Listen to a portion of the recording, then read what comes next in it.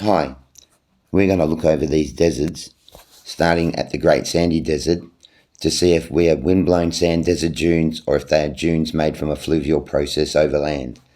There's a book, R.A. Baggold's 1941, The Physics of Blown and Desert Sand Dunes.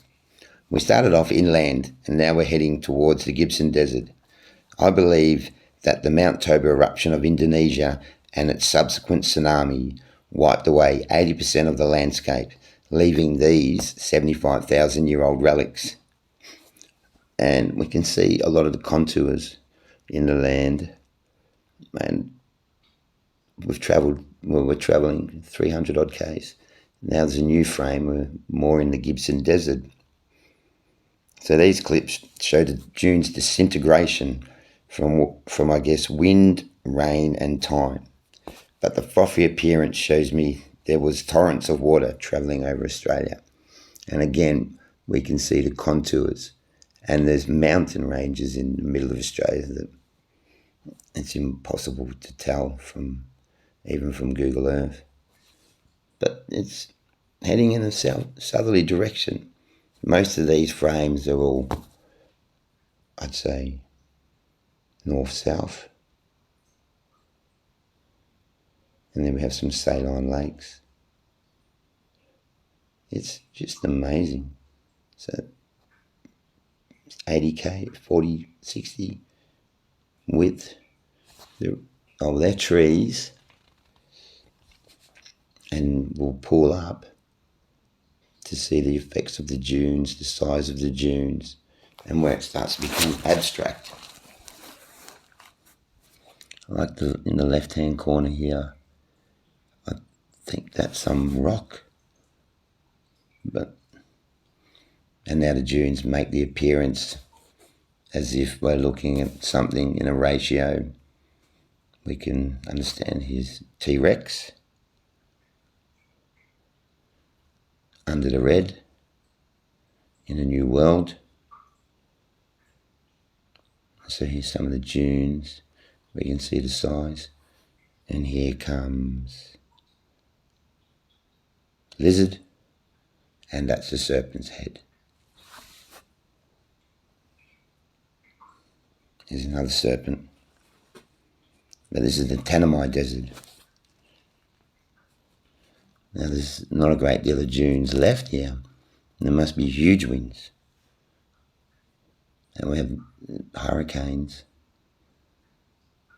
So we can see a river making its way here. I don't know if the sand is of a different tone or it's the emulsion from Google Earth. That's quite hard to see what the sand is veiling. And we're going over some rocky escarpments here.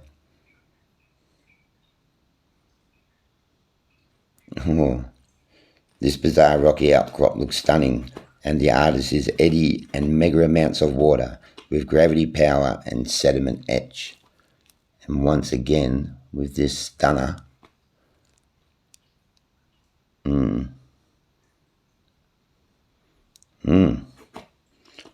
like the belief that these are ancient riverbeds that carved the landscape over the millions of years, or are they the many varying riverbeds that were in use while the country drained and dried? The landscape, that's everything from topsoil to mountain peaks got washed out to sea or buried in the valleys long gone.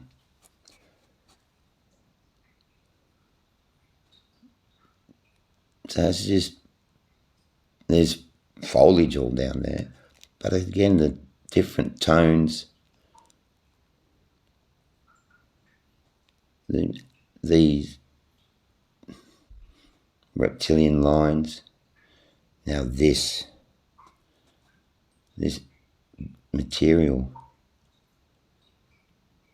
so we'll get a depth ratio with this road running through. We can see dunes, but these aren't desert blown dunes. There's some material, It'd be stunning to go here, but you can't have any perception of these ripples, particularly here where it's spread over the rocks. It must be so obvious. There's like a pool here, and here we have the ripples again. A road running through the middle of it. Saline lakes. Perfect ripples. Ancient ripples. Relics. More linear ripples, or linear dunes. And what's happening here was Ceph dune, is it? That's a Ceph dune. These are linear dunes that are dormant, or relics. Relics. What's this in the left-hand corner? Someone been doing donuts. The Simpson Desert, I believe, with the dunes facing northeasterly, it's from the Younger Dryas comet impact tsunami 11,000 years ago. So many metres of topsoil was sculpted from Australia to reveal this red surface that may be hundreds of millions of years old and has the similar appearance of Mars.